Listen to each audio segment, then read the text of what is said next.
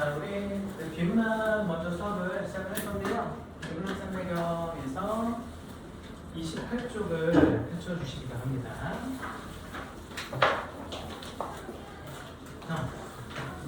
그리고 자, 일찍 들어주시기 바랍니다. 책 보관해 주시고요.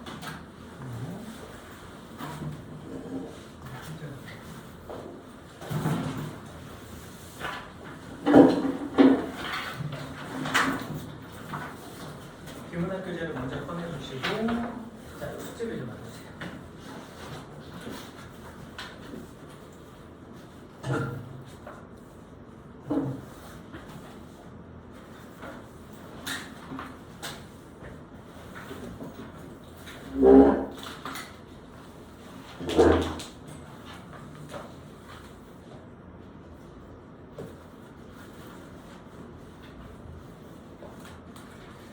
지난주에 여러분들 이거 숙제 풀어본 사람들 매일매일 좀 나눠서 풀었나요? 이번 주에 받은 사람들은 상관이 없겠고, 이거 이제 풀 때 많이 하는 게 중요한 게 아니라 매일 꾸준하게 나눠서 하는 게 중요하거든요. 그래서 이거를 지난번에 얘기했던 것처럼 여러분들 이제 예비 고3이라고, 예비 고3이 된 지가 좀 된 상황이고, 여름방학 이후부터는 고3이라고 얘기를 했잖아요. 그렇기 때문에 조금 욕심내서 아침 시간에 학교를 좀 일찍 나가서, 아침에 남들보다 좀 일찍 나가서 교재나 책 같은 거 펴놓고 조금 이제 차분한 마음으로 글을 읽으면은 굉장히 뭔가 차 한잔 마시면서 글을 읽고 싶은 그런 기분이 있습니다. 그런 것들을 여러분들 한번 느껴보면서 천천히 읽으면서 독해랑 친숙해지는 시간들을 일단 가져보고, 독해랑 친숙해지는 시간을 갖다 보면은 내가 나름대로 읽는다고 읽는데 왜 이런 부분들 해석이 매끄럽지가 않을까, 또는 나는 엉뚱하게 해석이 되네, 그런 지점들을 본인이 느껴야 된단 말이야. 선생님이 아무리 얘기해줘도 이제 내가 먼저 느껴보면서 선생님하고 이제 피드백이 되지 않으면 소용이 없거든요. 그래서 이제 그런 시간들을 여러분들이 자발적으로 갖는 게 중요하다, 그런 얘기를 했었습니다. 그래서 여기 지금 숙제해온 것도 단순하게 숙제니까 빨리빨리 이제 풀고, 그리고 이제 멘토링 시간 때 모르는 것만 질문하고, 이게 아니라 여러분들이 읽어보는 과정에서 어떤 지점부터 독해가 잘 안 됐었는지 그런 부분들을 체크해가지고 질문을 좀 능동적으로 해달라, 그걸 얘기를 했었습니다. 그렇게 해야 여러분들이 내신도 그렇고 또 정시 대비도 그렇고 다 좀 전반적으로 좋아질 수 있기 때문에, 근본적으로 내가 그걸 잘하고 싶다 그러면은 그런 시도를 먼저 하셔야 돼요. 단순하게 국어라는 과목은 내가 그냥 좋은 수업만 듣는다라고 해서 어울 수 있는 과목이 절대로 아닙니다. 내가 먼저 해보면서 거기에 대해서 이제 어떻게 선생님의 읽는 방법을 제시해 주는지 좀 느껴보고 비교해보고 그런 작업을 표현하는 거예요. 자, 그러면 오늘 이제 28쪽을 펴주세요. 28쪽을 펴고서 이제 비문학 역시 우리가 읽는 거 다시 한번 계속 반복을 해줄 거야. 비문학 독해를 접근을 할 때 1문단부터 우리가 신경 써서 읽자고 했습니다. 왜 더 신경 쓰라고 했냐면 1문단이 제일 쉬워. 아무래도 내용이 1문단이 쉽다 보니까 빨리 읽거나 대충 읽기가 쉽다라고 했었죠. 그래서 1문단에서 우리가 혼자 읽어보면서 한번 판단해봐야 될 것이 뭐라고 했었지? 주인공 찾기라고 했습니다. 근데 주인공 찾기 전에 주인공의 종류를 알아야 되니까 이 글이 대체 어떤 의도로 쓴 걸까 정도 생각하고 시작하라고 했었습니다. 그러니까 정보를 전달하려는 건지, 정보를 주려는 유용성 있는 글인 건지, 아니면 어떤 관점, 이 관점이라고 하는 것은 흔히 말하는 주장이 될 수도 있지만 학설, 학술이 될 수도 있고요. 학설이 될 수도 있고요.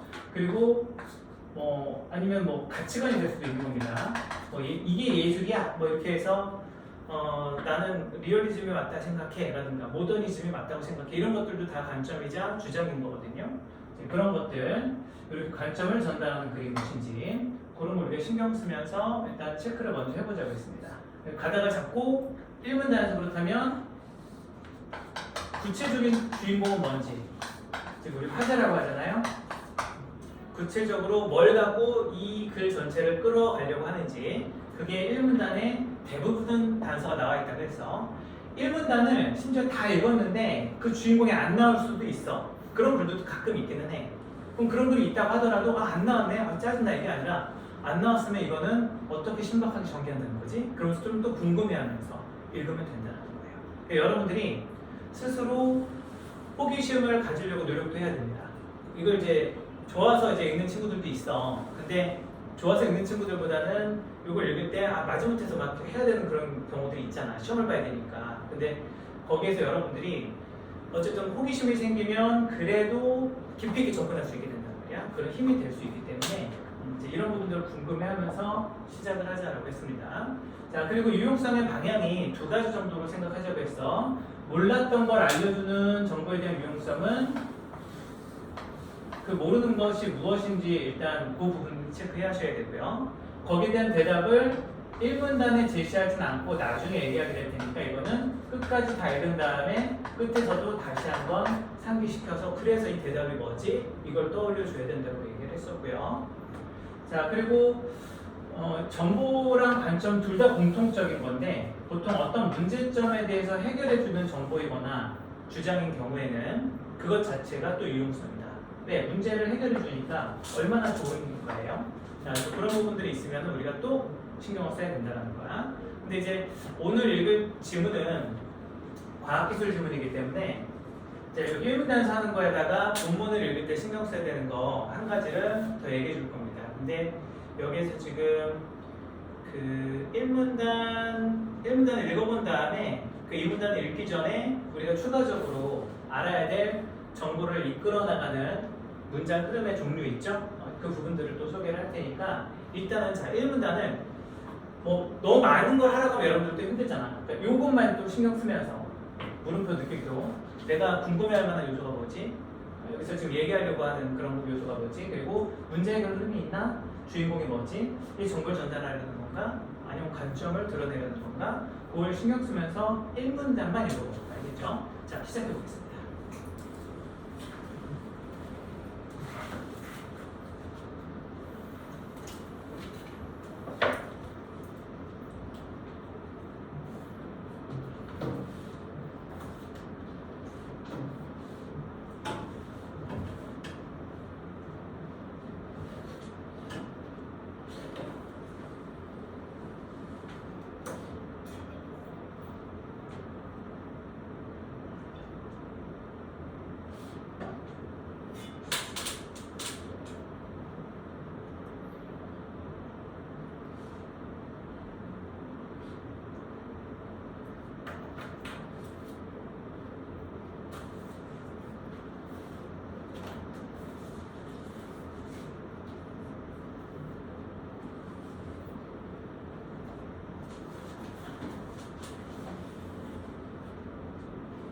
자, 그리고 뭔가 와닿지 않아요. 이렇더라 하더라도 계속 궁금해하면서 일단 끝까지 읽고 나서 자기 느낌을 좀 기억해 주세요. 뭐가 잘 됐나 안 됐나 이런 것들. 자, 아직 1문단 안 읽은 사람은 없죠? 다 읽어봤나요? 자, 1문단에서 일단 국어는 판단 가능하죠. 이게 정보를 전달하려는 거야? 아니면 관점을 전달하려는 거야? 딱 봐도 정보죠. 왜? 어떤 말 때문에 그렇지? 여기 보니까 뭐뭐란 뭐뭐이다 이렇게 개념을 정의 내리는 이런 문장이 그냥 대놓고 등장했죠? 그러면은 뭐뭐란 이게 내가 궁금해할 대상이야, 그죠? 그리고 거기에 대해서 1분단에서 곧바로 설명을 하고 있어. 보통 끝까지 읽어야 대답이 나오는데 첫 번째에서 대답이 나와버렸네. 그렇다고 한다면 이 대답이 끝이 아니라 이것이 이제 조금 더 구체화될 예정이다 라는 생각입니다. 아니면은 다른 걸로 뭔가 전환이 되거나 다른 걸로 확장되거나 이럴 기대를 하고 읽어주시면 되는 거죠. 자, 그리고 뭐뭐란 뭐뭐다 라고 해서 정보를 전달하려는 걸 소개를 했단 말이야. 그럼 여러분들이 얘가 뭘까만 궁금한 게 아니라 뭐도 궁금해하라고 했었죠? 우리가 지난 시간에도 이게 뭐다라는 걸 궁금해하는 거는 1차원적인 거고 당연히 우리가 궁금해야 되는 건 뭐야? 내가 얘기를 알면 뭐가 좋지? 얘를 왜 알아야 되지? 유용성과 관련된 질문을 또 던져주라고 했었죠. 자, 그럼 그거에 대한 대답이 얘는 1문단에서도 나와 있단 말이야. 자, 1문단에 어디에 나왔었죠? 여기 이제 이상기체란 뭐뭐 어떤 기체이다 라고 했었잖아요. 그리고 나서 이 식은 기체에서 세 변수 사이에 발생하는 상관관계를 간명하게 설명할 수 있다. 아, 그러니까 자, 뭐뭐뭐뭐를 설명할 수 있다. 일단 이 구조만 볼게. 자, 그럼 뭐뭐뭐뭐를 설명할 수 있다. 이 덩어리 안에 들어갔었던 덩어리 있죠? 이게 바로 뭐야? 유용수라는 게 들어갔어. 그럼 얘는 일단은 기억해야겠구나. 자, 그런 이제 형식적인 틀에서 그런 긴장감을 좀 갖자라는 거죠. 아, 이게 지금 틀 자체가 뭐뭐란 뭐고 이걸 통해서 뭘 설명할 수 있대. 그러니까 이 주인공은 이런 데 쓰이는 유용한 녀석이로구나. 그래서 내가 알아야 되나 보다. 아니면 그래서 이 글에서 소개가 되나 보다. 이제 그런 것들을 느끼면서 읽자라는 거야. 알겠죠? 자, 그럼 1문단 다시 읽어볼까? 이제 그냥 하나하나 다시 읽어보고서 1문단을 읽어본 다음에 과학기술 지문에서 이제 드러나는 그 내용을 담는 그릇의 종류 있죠? 이제 그 부분들의 특징도 얘기를 해보겠습니다. 한번 다시 볼게요. 기체의 온도를 일정하게 하고 부피를 줄이면 압력은 높아진다. 자, 여기를 딱 보니까 자, 이런 말이 나왔어.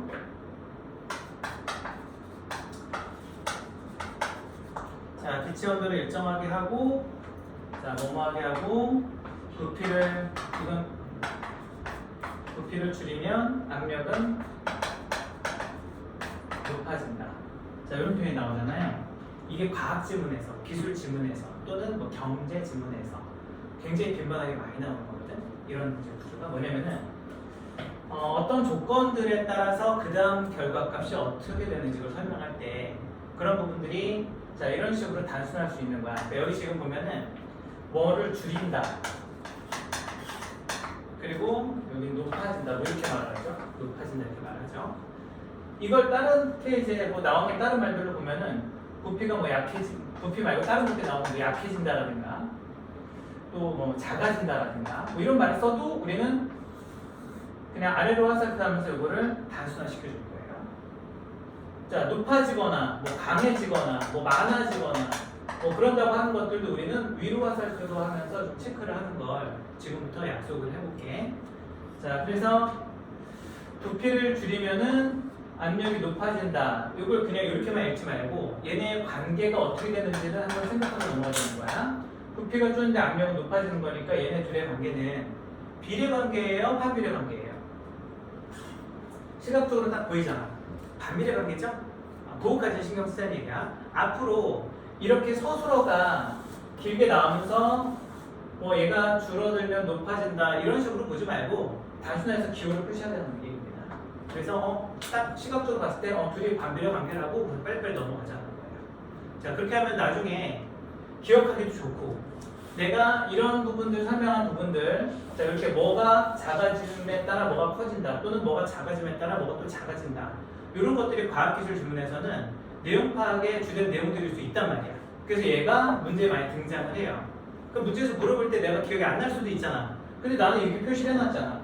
그러면 이거 뭐였지? 이렇게 반비례 관계였지 얘네 둘이. 그렇게 다시 찾아오기도 편해요.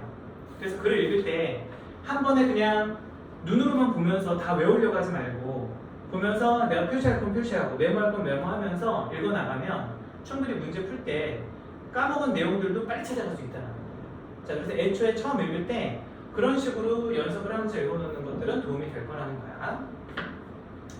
자, 어쨌든 부피를 줄이면 압력은 높아진대요. 그러니까 기체의 온도 얘를 이제 일정하게 했다라는 조건을 이제 두고 얘가 일정하다면 얘가 작아질 때 얘는 커진다. 그 얘기입니다. 그죠? 자, 한편 압력을 일정하게 유지할 때 이번엔 압력을 유지하네. 그리고 온도를 높이면 부피는 증가한대요. 그러면 지금 보니까 온도랑 부피랑 압력 얘네 셋의 관계를 좀 얘기하고 있는 것 같아. 그치? 그래서 이번엔 또 앞에 오는 고정된 값이 바뀌었잖아. 이번엔 압력을 여기다가 놨어. 압력이 일정해 변하지 않아. 자, 그랬을 때 온도를 높이면 부피는 증가한다는 거죠. 온도를 높이면 부피는 증가한다. 그러니까 온도하고 부피의 관계는 어때? 비례 관계야 반비례 관계야? 비례 관계구나. 얘는 반비례 관계구나. 이런 식으로 체크하면서 넘어가서 보세요. 알겠죠? 자, 그래서 이런 식으로 이걸 그냥 여러분들이 문장으로 다 기억하려고 하면 조금 힘들단 말이야. 그러면 이렇게 단순화해서 반비례 관계, 그래 비례 관계, 그리고 나왔던 애들 또 나오고 있네. 얘네들 간의 상관관계라 말하고 싶네. 말하려고 하네. 이제 그렇게 느끼면 된다는 거죠. 자, 이와 같이 기체 상태에 영향을 미치는 압력, 온도, 부피 지금 말했던 거잖아, 그지? 자, 얘네 셋이 온도, 부피, 압력 이 세 녀석이 뭐에 영향을 미치는 애들이래? 기체 상태에 영향을 미치는 녀석들이야. 그러니까 얘네 셋의 공통점이야.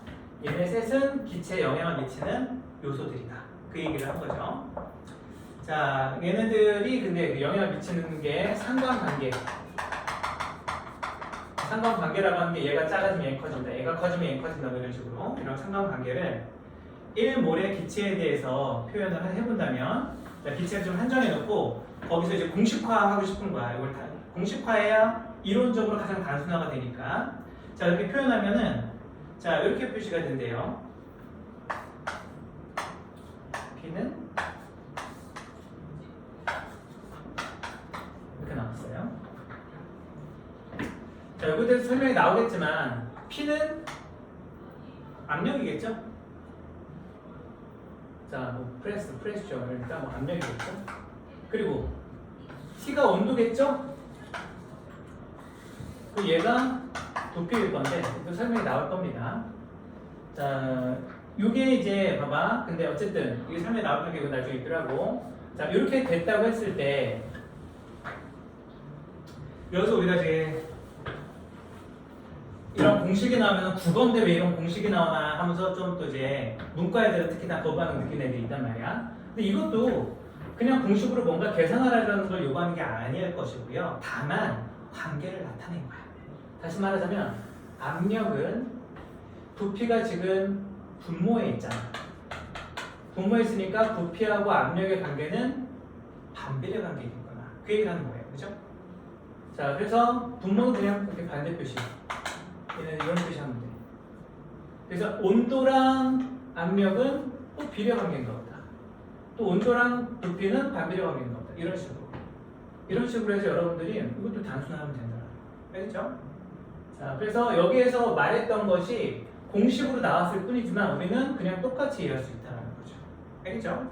자, 이제 우리가 앞으로 그래서 이제 과학 기술 지문이 있든지 경제 지문이든지 이렇게 정보를 전달하는 것 중에서 그 정보를 소개하고자 하지만 그 정보가 고정되어 있는 정보도 있지만 얘네들처럼 변하는 정보도 있잖아. 어떤 조건에 따라 압력이 뭐 세지기도 하고 온도가 뭐 낮아지기도 하고 높아지기도 하고 이런 변하는 정보를 소개하고 싶을 때도 있을 거잖아. 그런 글도 우리가 읽어야 되잖아. 그러면 정보 중에서 변동성이 있는 정보는 이렇게 비례, 반비례 이런 걸로 단순화할 겁니다. 앞으로. 알겠죠? 그래서 이것의 그 경우의 수라고 해봤자 봐봐. 이거를 얘가 커지면 얘도 커진다. 자, A, B라고 해볼게. A가 커지면 B도 커진다. 라든가 또 A가 작아지면 B도 작아진다. 라든가 A가 커질 때 B는 작아진다. 라든가 A가 작아질 때 B는 커진다. 라든가 자, 이런 식의 경우의 수가 그냥 전부 다죠. 이 이상 경우의 수가 있을 수 없어. 그러면 우리가 이렇게 변동성이 있을 수 있는 종류는 이렇게 4개이긴 하지만 이걸 단순화한다면 얘네들은 뭐야? 그냥 다 비례관계야. 얘네들은 싹 다 뭐야? 다 반비례관계야. 그래서 비례관계, 반비례관계로 이해를 해버리면 정보가 더 단순해진다는 거죠. 그래서 우리가 이해해야 될 그런 정보의 양이 좀 줄어들고 쉽게 느껴질 수 있다는 거. 알겠죠? 자, 그래서 앞으로 이제 요 변동성 있는 정보는 이렇게 해서 단순화한다. 그리고 여기서는 물론 A, B 이렇게 해서 부피, 압력 이렇게 2개 정도가 나오긴 했지만 뭐 다른 여러분들이 이제 조금 더 어려운 기술이나 이런 걸 보면은 A가 커지면 B는 커지고 그리고 C는 그에 따라 작아지고 그 다음 D는 또 거에 따라 커지고 이런 식으로 이 정보량이 막 늘어나게 되는 그런 질문들도 있어요. 나중에 여러분들이 고3이 되면 이거를 극한으로 훈련시켜주는 그런 질문들도 있거든. 평가원 질문은 아니고 사설 질문인데 평가원이 악랄하게 하는 짓을 더 악랄하게 해서 연습시키는 질문들이 있어. 그런 것들도 훈련을 시키는 자료가 있으니까 이제 그런 얘기들도 해줄 일이 있을 겁니다. 지금 이제 이거 그대로 그냥 받아들이시면 되는 거예요. 자, 그래서 어쨌든 그렇게 기체 상수 P는 V분의 RT가 되는데, 자, R은 그냥 안 나왔던 거니까 여기서 설명해놨죠? 얘는 그냥 기체 상수다. 얘는 뭐 그냥 그렇게 신경 안 써도 될 것 같아. 자, 이렇게 공식으로 나타내는데 이를 이상 기체 상태 방정식이라고 한다고 했습니다. 자, 이상 기체 상태 방정식이라고 해놓고 기호 표시백이 있습니다.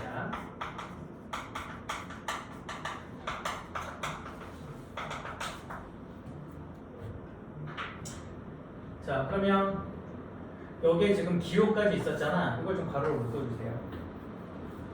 지금 1문단 전체를 얘기하는 게 뭘 얘기하려고? 얘 설명, 얘 끄집어내려고 지금까지 얘기한 거야, 그치? 그러니까 일단은 얘가 일단 주인공이겠구나 생각하면 되겠네.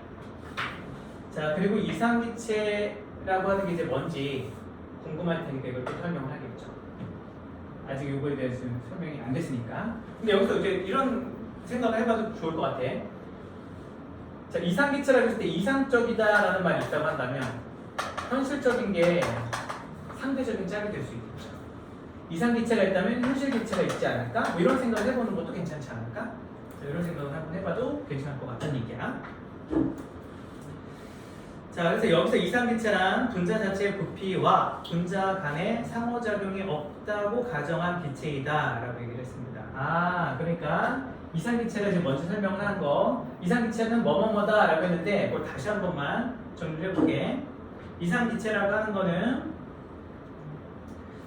자, 분자 자체의 부피와, 자, 하나가 또 있었는데 여기 1번이야. 두 번째는 뭐야? 분자 간의 상호작용이야. 분자 간의 상호작용. 두 번째야. 요 1, 2가 어떻다고? 없다고 가정한 거예요. 자, 없다고 가정했다는 것은 있다는 얘기죠?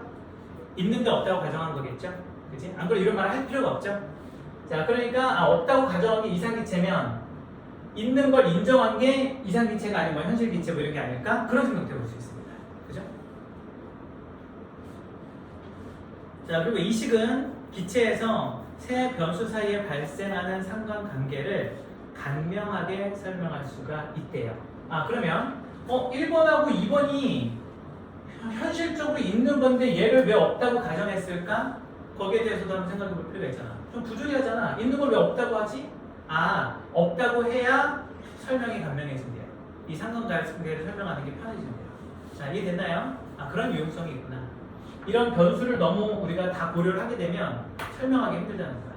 그래서 이걸 배제하고, 이게 원래 있는 거지만 얘는 없다고 좀 가정하고 다른 변수가 있긴 하지만 얘네들을 빼고 어쨌든 요 순수한 관계만 따져서 이 상관관계를 우리가 이해할 수 있게끔 설명할 수가 있더라. 그게 이제 1문장의 내용이었습니다. 자, 그러면 우리가 1문장 읽었을 때 1문장을 이제 다 읽은 거란 말이야. 그럼 여기서 이제 우리가 궁금해지는 거, 일단 주인공은 찾았어. 이상기체 상태 방정식이라는 걸 소개를 했단 말이에요, 1문장에서. 그리고 이런 이상기체 상태 방정식이라는 것은 이런 다른 요소들이 있는 건데도 있는 걸 없다고 생각한다라고 얘기를 했고, 그런 이유가 더 뭔가를 간명하게 설명하기 위해서예요. 그러면 이제 간명하게 설명하기 위한 그런 것들하고 상반되는 이상기체 상태가 아닌 거는 또 뭐가 다른지, 이제 그런 것들도 조금 궁금해하면서 그 다음 달에 이제 읽어갈 준비를 하면 되겠죠. 그래서 1문단은 제대로 읽어야 2문단이 잘 읽히게 되고요. 보통 1문단이 쉬워서 대충 읽게 되면은 2문단부터도 계속 어려워지는 겁니다. 알겠죠? 자, 그러면 이제 1문단은 같이 읽었어. 나머지 2문단, 3문단, 4문단까지 읽고 혼자서 읽는 거야. 읽으면서 아까 우리 약속했던 거, 이렇게 단순화해서 비례 반비례 따질 거 따져주시고요. 그리고 아까 말했었던 거, 이상기체가 아닌 것도 뭔가 나오지 않을까? 뭔가 궁금해할 만한 것들이 나오면 어떤 차이점의 관계가 있는지, 공차관계 우리 따지는 거 얘기 여러 번 했었잖아. 그거 신경 쓰면서 이렇게 비례 반비례 따져주시고요. 공통점, 차이점 관계 따져주시고요. 자, 그렇게 하면서 한번 읽고 문제까지 풀어보도록 하겠습니다. 한번 시작해 볼게요.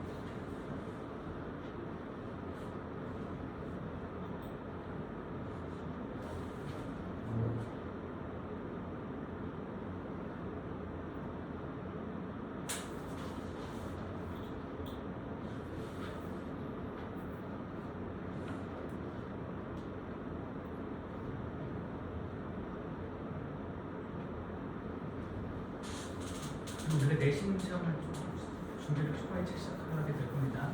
그러면